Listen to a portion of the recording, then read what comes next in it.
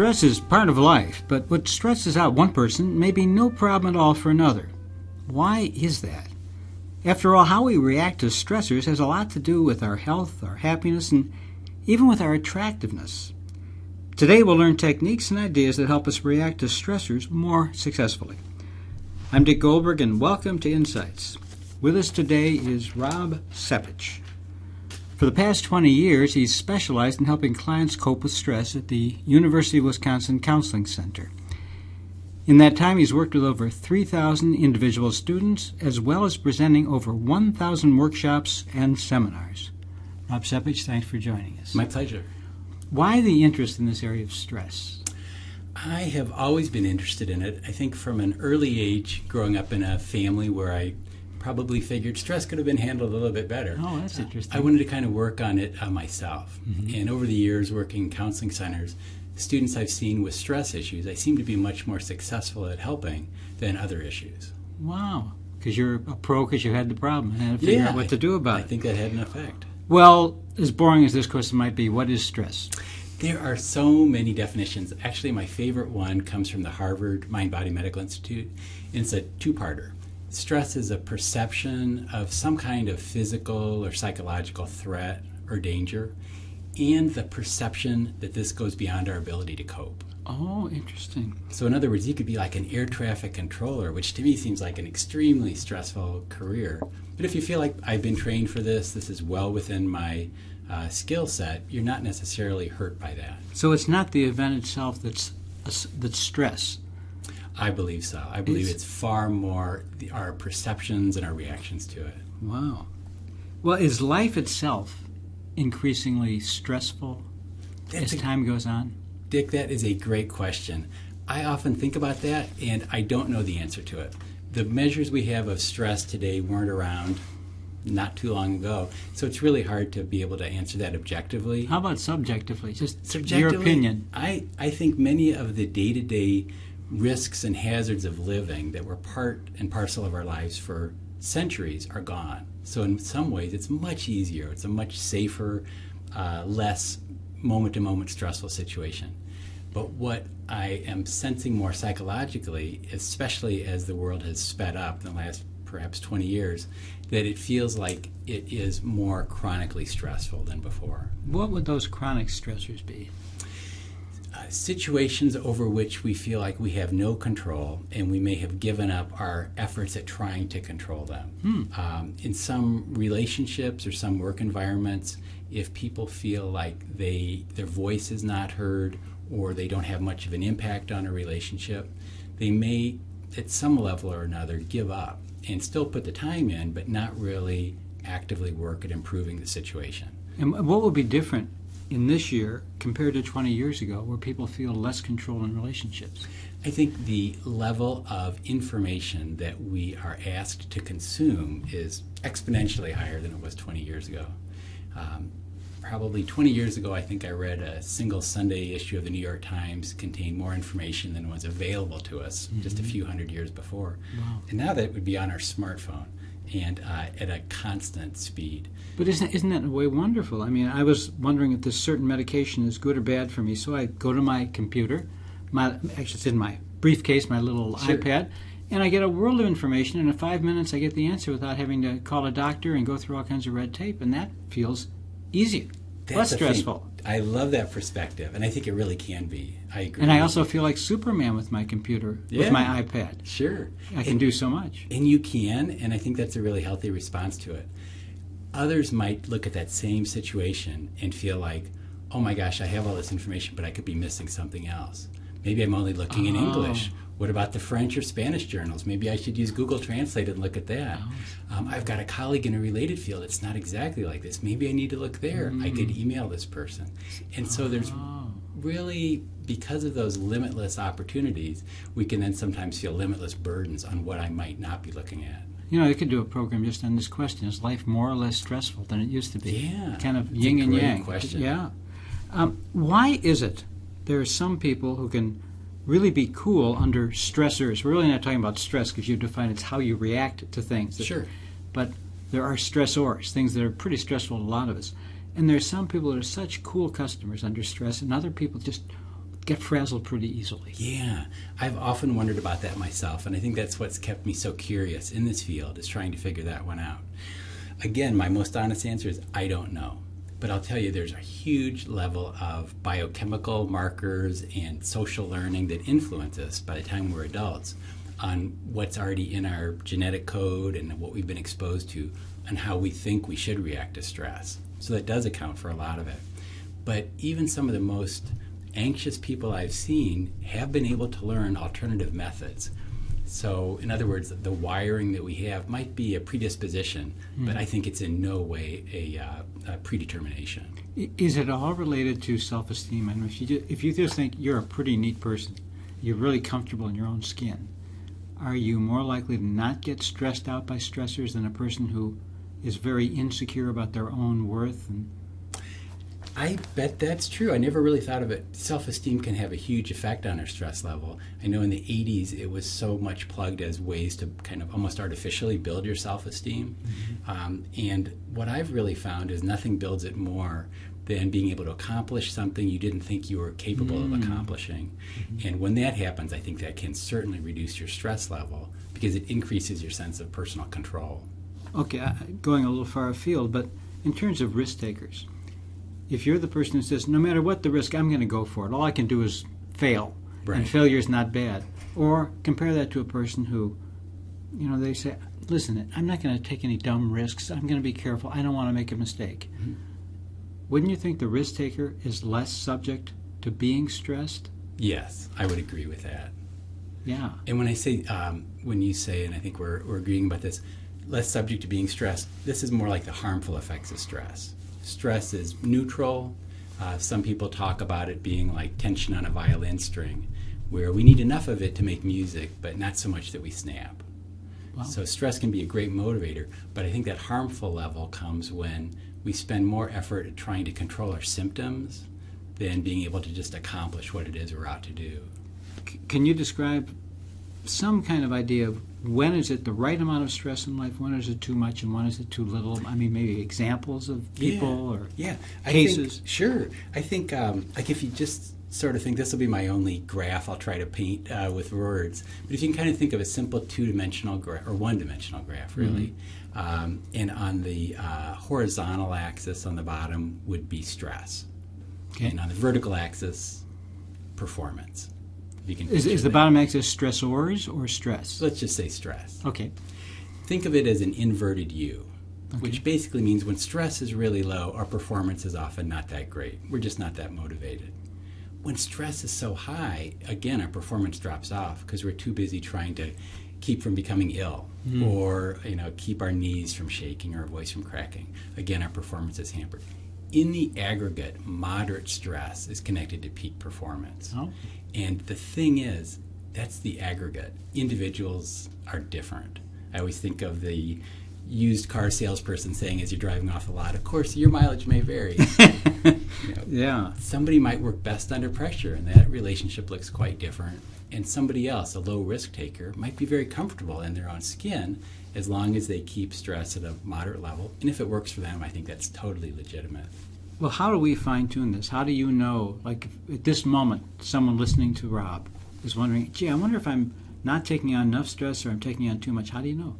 I think if you are accomplishing your tasks with minimal struggle, and by struggle I would say you're still sleeping well, you're eating well, you're getting some exercise, you're having decent relationships, then I think you're doing really well. But if chronically for, let's say, more than 2 or 3 weeks, you just can't sleep well, or you've lost your appetite, or by contrast, you're eating everything in sight, you're withdrawing and losing a lot of those contacts that you have with others, then I would say stress might be the issue that is creating these problems, and it would be really wise to seek some kind of professional assistance. That makes perfect sense. Except, what about greatness? People who make a great feature film, compose a great score. Isn't there sometimes too much stress behind some great achievements? Yeah, I really do think it's back to the your mileage may vary. Some people are amazing at that. They are the exceptions. And I'm always cautious to draw too much attention to those rare exceptions. Somebody who says, I only need 3 or 4 hours of sleep a Oh, no, night. I'm sorry to interrupt you, but I mean people who suffered that wouldn't meet your you'd say to them, slow down, Bill. You haven't slept in 3 weeks. And they say, yes, but I must finish this symphony. Or I'm scared about this movie. We're in production, and I get 3 hours sleep, and I'm a wreck, but it's got 3 weeks to go, or I won't finish Apocalypse Now, or whatever it is. Exactly. That's a really tough one. I would say if that can be sustained without long-term effects, go for it. That's very interesting, yeah. People who talk about balance sometimes, I think, misuse it to think we should all be in a perfect state of balance at all times, and that's just not really tenable. But a health psychologist, Shyla Murgain, I think, talks about ebbs and flows, and I really like that idea. Pour it on, and that's totally legitimate, provided you are able to take it easy for a while. I think it's easier to spot when you are too stressed, because it's very easy to lay out. You're not sleeping for 3 weeks and eating well or whatever. But how do you know when you're understressed? Sometimes mild to moderate depression might mask that. So it really might not be a matter I don't have enough stress in my life, but there might be something going on in my body and mind where I don't have the same kind of zest for life that I had before, or where the normal things that gave me pleasure really aren't doing it.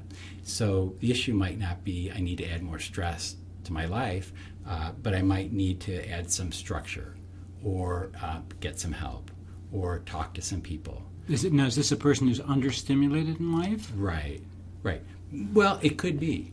That would be a hard one, again, just to be able to say, just based on those descriptions. Because, again, we're really, really different. And we sometimes, I think, impose our values or we project our ways of handling difficult situations onto others unnecessarily. Is it possible? I mean, I don't do this in my clinical work, but when someone's a little depressed, to think maybe they're understressed. Maybe they're kind of bored. Maybe they need to turn up the stress volume. Yeah, I think that is true. There's some very recent research coming out on ADHD and on a small subset of the population where the idea might not be they need to learn to focus, but that life isn't as stimulating in its normal forms as their neurochemistry requires. And they might get blue. Sure. Feel sluggish, sleeping all the time. Or minimally be bored. Yes. If they can't really be multitasking and moving from one project to another as quickly as possible. So our culture doesn't support that as well as it could. Now, if that's true for ADHD people, mightn't a different version be true for people who don't have ADHD? Yeah, sure. Yeah. Can you give us a model of really bad stress management, someone who's stressed all the time? Sure. And what that looks like. Yeah. A person who sleeps erratically, who maybe sleeps in on the weekends and has to get up early but not at the same time on weekdays, who relies on fast food, caffeine, maybe nicotine, who forgoes exercise to try to get a little bit more work done, and who has withdrawn from friends or family because they're so busy, but when they come home, just veg out in front of the TV because they're so exhausted, all they can do is turn their brain off. I would say that would be maybe a classic picture of a person who's not coping with stress very well. I'm just still stuck on what you opened with, Rob, that you grew up in a stressful family and decided you had to learn a different way. Sure. Would you be willing to share your steps in that process of how you started learning about stress, or what was the first epiphanies you got as you studied stress? Sure.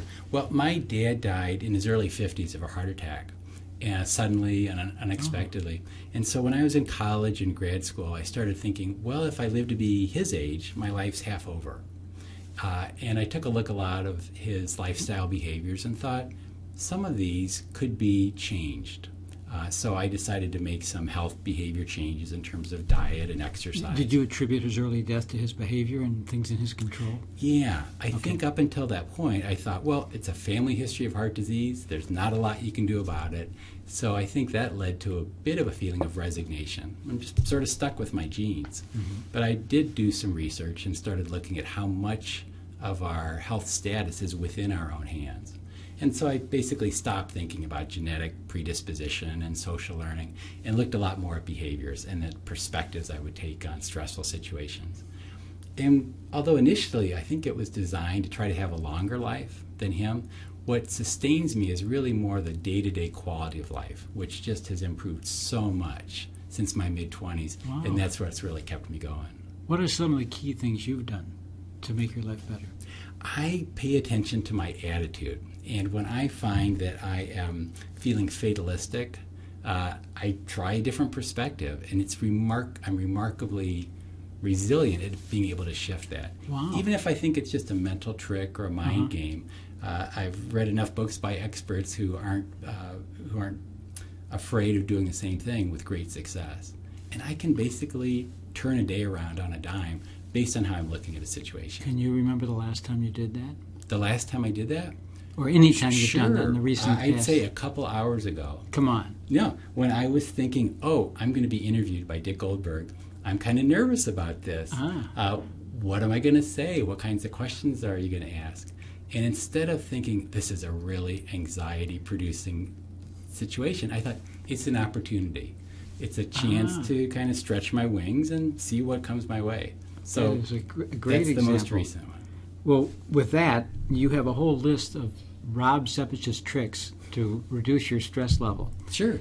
And if you're willing to share some of those tricks, I would love to hear them. Sure. And by the way, at the end of this podcast, I'm going to ask for links for listeners so they can go listen to you, relax them, or take them through exercises and stress reduction.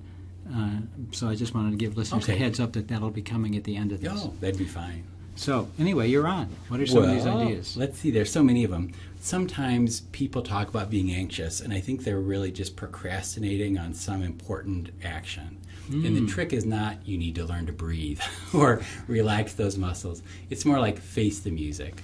Sometimes just taking a small step of action can relieve stress much more effectively than any kind of relaxation technique. I can sure picture that with students who might have a paper to do and they can't start. Mm-hmm. What about job people employed? Sure. What are some examples? A task that your boss has asked you to do that you're not looking forward to doing, that let's say takes about 4 hours of your time. And if you spend 2 or 3 weeks procrastinating, complaining, talking to coworkers, spouses or partners, losing sleep, having stomach aches, before you put the 4 hours in, then I'd say you're overcoping instead of just plugging away at the 4 hours and facing the music. Okay.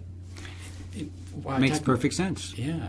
I think... What's the irrational? I mean, that's clearly smart and wise. Why don't people just do that? Why are they not doing the task? Most of us aim for short-term gain. And if it feels better in the short run to put something off, we'll do it. We get immediate relief from that. So I totally understand that. Okay. I think kind of along those lines of overcoping, if your listeners would just kind of clench a fist, unless they're driving and need both hands on the wheel right now, and just notice how much tension, you could do it right here, is in that.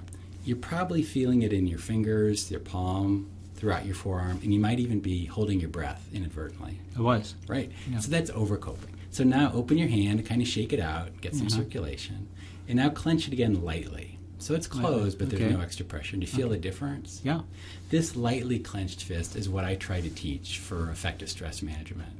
Metaphorically, put enough effort into it, let's say that 4-hour project at work, but nothing extra. So you're still accomplishing your goals, but it's that extra overcoping that tends to create needless levels of stress. So let's say you do have to write a sermon tomorrow. You're the pastor in your church. What would be over-stressing yourself while you're writing it versus doing it effectively but not overstressing yourself? I would say overcoping would be thinking that every word I'm about to say is going to affect all of my parishioners differently, and I don't want to offend one. And so how can I change this one word that won't offend that person? Okay, I've accomplished it. Oh, but here's another concept. That could be boring for this person. How do I not bore this other parishioner? Now I've got an idea, but this could feel mildly offensive to this person's partner. And what if they're with them in the service? I don't want to do that. That would be overcoping. Is this perfectionism? Sure. I think it's perfectionism, like to the nth degree. Right. So do a good job, but don't try to do it perfect. Right, exactly. I think that's huge. One of the things underlying a lot of really effective, I think, cognitive behavioral approaches and mindfulness approaches is acting as if. Basically, it's like the fake it till you make it. Sometimes we can develop a lot of insight into what's causing our problems, but still have a hard time making a behavior change, perhaps feeling even more stuck. But if we just push ourselves a little bit beyond our comfort zone and act in the way we hope to be, it might not be perfect, but we might feel like, wow, my self-image just shifted a bit. I might actually be more capable of doing this than I thought, and those small successes can sometimes be a catalyst for bigger ones. It might be helpful if you could do this by fleshing out an example. Sure. You want to be assertive with your partner at home. There's some issue that you're having a hard time talking about, and you're hoping that your partner will read your mind or just understand or that take the hints that you're dropping. But you're really afraid of speaking up for fear of hurting the person. And you just, as you're going home, imagine, I'm just an assertive person on equal ground, and I'm going to go ahead and speak up about this. That mindset then can sometimes carry you through to have that interaction. And it might not be perfect, but that's how we get better, is by trying that out. Hearing that makes me think of public speaking. And you're about to give a speech and you're scared and feel inadequate. Sure. So to fake it that way, to say, I can do a decent job at this or something. Exactly. Like some would say, our unconscious can't really register negatives. So if you were to get ready for that speech and were just to say to yourself, don't panic, all you're hearing is panic. Yeah. But if you said something like, be confident, I'm ready, stay centered, you're much less likely to panic because you're not embedding that potential in your mindset. Okay. You got another one for us? Sure. Keeping your expectations realistic. We feel like we can accomplish a lot more than I think we really can. Oh. And when I used to do workshops on time management, and I would ask people to flesh out a day or a week and to add up the total hours, let's say 7 days of activity, inevitably the total would be far bigger than 168 hours. We just are really lousy at estimating how much time things take. So I've learned a long time ago to make my tasks lists and to-do lists more realistic, just not so grandiose. What's the downside of doing that? Downside is you might, in your mind, feel bad that you're not accomplishing as much as you'd like to. You're not a Superman, Superwoman as you thought. Exactly. But the upside Face your is limitations. Yes. Upside is you can be happy with what you do accomplish. Okay. So you adjust to reality after a while. Right. And I think that's totally reasonable. It's not throwing in the towel, but it's just recognizing there are literally only so many hours in a day. We're ready for the next. Okay. Relax where you are, even briefly. Let's say you're in line at a grocery store and you're convinced you picked the slowest moving line around. Instead of feeling bitter or looking around at all the other lines that are moving faster, use it as a chance to catch your breath or to be grateful for something. You don't need these perfect, uninterrupted times to relax to really get the most out of it. Wow. So if you're standing in line at a supermarket, what are people doing that's stressing them? Let's say they don't see a faster line, they might move to it. Now they realize they have no options, they're stuck. Mm-hmm. What's a good example of bad stress management in that? Feeling bitter and counting items in other people's carts who might be in a 20-item or less line. Feeling judgmental at parents interacting with children if they're not interacting the way you think they should be. Mm-hmm. Just a lot of harumphing about our judgmental side that we're not happy with. Flip to the Sepich map. Great. Okay. Strike up a conversation with a stranger. Okay. Take a look for fun at some of the magazines in the aisle. Mm-hmm. Observe great parental interactions with the child and say something like, I loved how you just paid attention to your son there. Okay, can I add to it? This is an opportunity for something good. What could it be? Kind of thinking that way. What can I do with this 90 seconds or 3 minutes? Right. Could you just focus and kind of relax like a meditation in that? Oh, absolutely. I think things like meditation or relaxation are appropriate in any situation. By contrast, when you are setting aside time to practice some kind of relaxation exercise, I think it's best not to multitask and give that your full attention. Okay. You have any others for us? Sure. I don't know if your listeners are aware of Sonia Lyubomirsky's work. She's a social psychologist who's done a meta-analysis on happiness. Yes. So she's looked at hundreds of studies and has really found that about half of our happiness is a set point. There's not a lot we can do about it. Only about 10% is what we think will make us happy. New car, new home, promotion. It accounts for some happiness, but not much. But that time in the line in the grocery store, you could focus on that 40% that's within your control on a day-to-day basis. These behaviors that are free, they're always available, and they account to those perspective shifts we were talking about. Like platitudes you may have heard from a parent early on, count your blessings. Research shows it's right. It has a huge effect on your happiness level. So you can think, well, I wasn't setting aside time today to be grateful, but I'm stuck in line at the grocery store. I'll count my blessings. And you might find that that changes the nature of the next few minutes in line. Okay. By the way, I did an interview on that subject, and what's interesting is that writing down your things to be grateful for, if you do it too many times, loses its impact and the words become meaningless. That you have to do it intermittently. Wow, that's interesting. Now, it might, if you do it just for a few seconds like this, Sure. you might be able to do it a lot of times. Yeah. Okay, on to your next, if there is a next. Sure. Exercise is a big one. Some researchers have said if we could encapsulate the benefits of exercise, it would outsell all other pharmaceuticals combined. Wow. It's just amazing for physical and mental health, anxiety, mild to moderate depression. And, if you can accumulate about half an hour of it a day, that's great.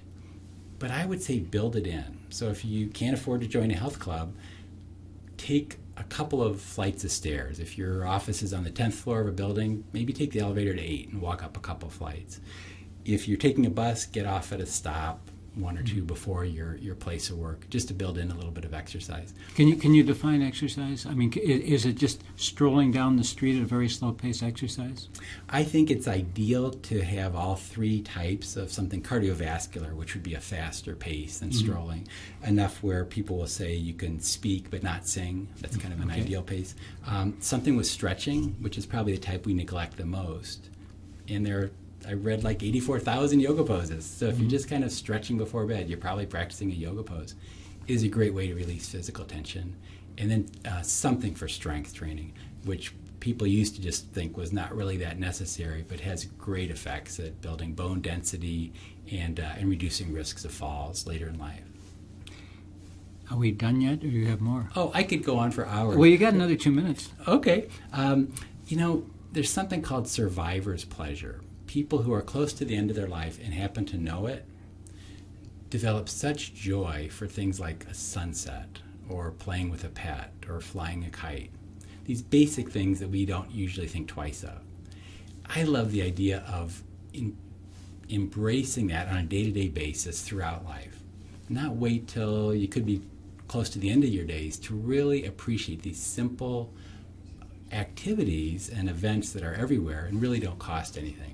How does that reduce stress? I can see how that makes you happy, or happier, but how does that relate to stress? I think it keeps the problems that feel like they are causing stress in perspective.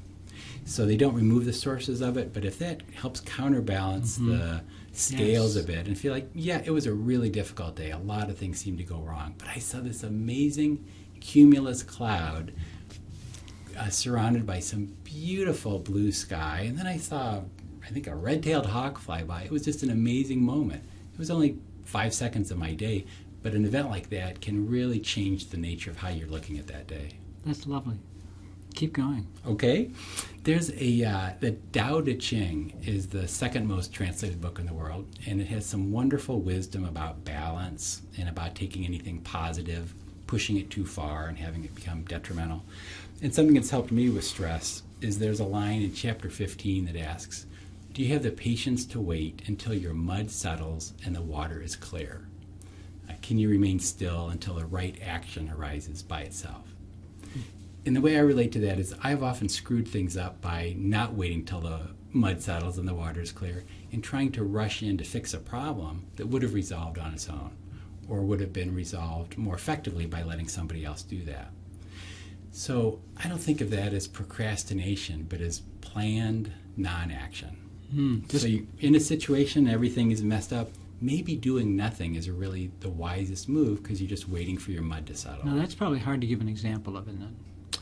Sure. Let's say there is a situation at home and you have a couple of young children and one of them made a mess and you're trying to quickly clean it before your partner finds it because you don't want the child to get in trouble. And in your efforts at cleaning up, you're making a bigger mess. And the partner walks in and thinks you're in cahoots with this young child, and now you're in really deep. Instead, to think this is an opportunity for the person to learn some natural consequences and to clean up their own mess, so that I don't have to intervene at levels that probably aren't necessary. Can you pick one more from your list for us? Sure. Let's see. Get support. We're not really in this alone. And sometimes we create higher levels of stress than we think if we feel like we should solve every problem that arises on our own. So whether it's talking to a trusted friend or a professional, getting support, I think, is a really huge, effective way to help reduce stress. That we get. Now, before we bid farewell, you have available at the University of Wisconsin's 40-some thousand students and staff, whatever, these recordings of you helping people de-stress. Right. And they range in length from what, 2 minutes to 10 minutes? To about, 8 or 9 minutes. And can you tell listeners how they can get access to it, since the university has it? We're willing to offer it to the world, right? Oh, sure. It'd be my pleasure. Okay. Yep, these are all free and downloadable. The audio files for relaxation can be accessed by typing in uhs.wisc.edu/relax. Okay. Give people a chance to pick up their pen, and we'll say that again. Gotcha. Got your pens ready. Okay, do it again if you would, Rob. Sure. It's uhs.wisc.edu/relax. And then they'll get to all kinds of things they can use. Right.